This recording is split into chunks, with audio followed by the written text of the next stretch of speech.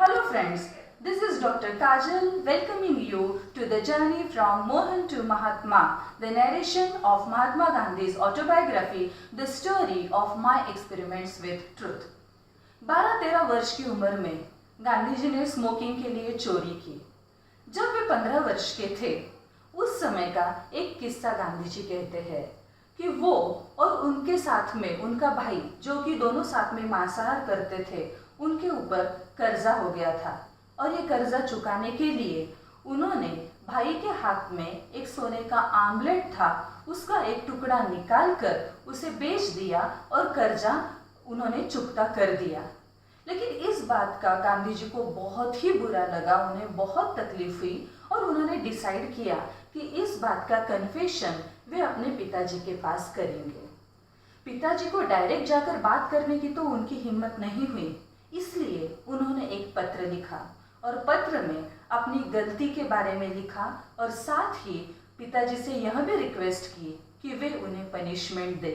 साथ में यह भी उन्होंने कहा कि बेटे की इस गलती के लिए पिताजी खुद को पनिशमेंट ना दे और यह आश्वासन दिया कि आगे जिंदगी में कभी भी ऐसी गलती मैं दोबारा नहीं करूँगा। उस समय गांधी जी के पिताजी बीमार थे। जब गांधी जी ने यह पत्र अपने पिताजी को दिया तो उन्होंने यह पत्र पढ़ा और उनकी आंख से आंसू बहने लगे। उनकी आंख में आंसू देखकर गांधी जी के भी आंखों में से आंसू बहने लगे, मानो एक तरीके से पूरा क्लींजिंग उनके मन का हो रहा था। गांधी जी ने सोचा था कि पिताजी इस बात के ऊपर उन्हें डांटेंगे या शायद पीटेंगे भी या उन्हें कुछ हार्ड वर्ड्स भी वह बोलेंगे, लेकिन पिताजी ने उन्हें कुछ भी नहीं कहा, बिल्कुल शांत रहे वो उस समय। और गांधी जी इसमें लिखते हैं कि शायद पिताजी का यही बिहेवियर मेरे अंदर कहीं न कहीं अहिंसा का बीज बोकर आगे चला गया। अगले एपिसोड में गांधी जी लिखते हैं कि पिताजी बीमार थे। अलग अलग वैद्य और डॉक्टरों से उपचार की बहुत कोशिश परिवार ने की, पर उनकी हालत में कोई भी सुधारना नहीं हो रही थी, कुछ डेवलपमेंट नहीं हो रही थी। एक रात के 10:30-11 बजे गांधी जी अपने पिताजी के पैरों की मसाज कर रहे थे। उनके दिमाग में पहले से ही यह था कि उन्हें श्रवण कुमार के जैसा एक आइडियल सन बनना है और अपने माता पिता की सेवा करना है। लेकिन इस दरम्यान गांधी जी कहते हैं कि मेरा मन मेरी पत्नी की तरफ भी खींचा चला जाता था। उस समय बार बार मेरा मन हो रहा था कि मैं एक बार उसके पास जाऊं।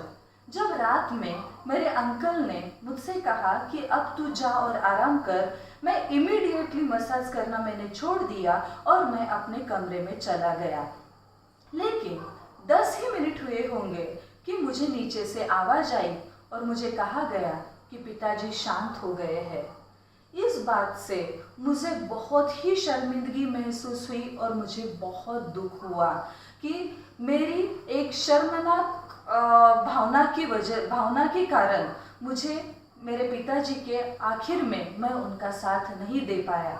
शायद मैं अगर वहीं पर रुकता तो हो सकता था कि पिताजी की आखिरी सांसें मेरी गोद में ही ली जाती थी। इस बात का भी गांधी जी को बहुत पछतावा होता है, बहुत बुरा होता है। आगे गांधी जी लिखते हैं कि उस समय मैं केवल 16 वर्ष का था और मेरी पत्नी गर्भवती थी। कुछ महीनों बाद जब उनका बच्चा पैदा हुआ तो वह बच्चा केवल 3 से 4 दिन ही जिंदा रहा और उसके बाद बच्चे की मृत्यु हो गई। गांधी जी लिखते हैं कि मेरे जैसे इंसान के लिए ये एक बहुत बड़ा लेसन था और फिर अगर इतनी कम उम्र में शादी हो अगर और बच्चा भी हो जाए तो उसके परिणाम तो हमें झेलने ही पड़ते हैं।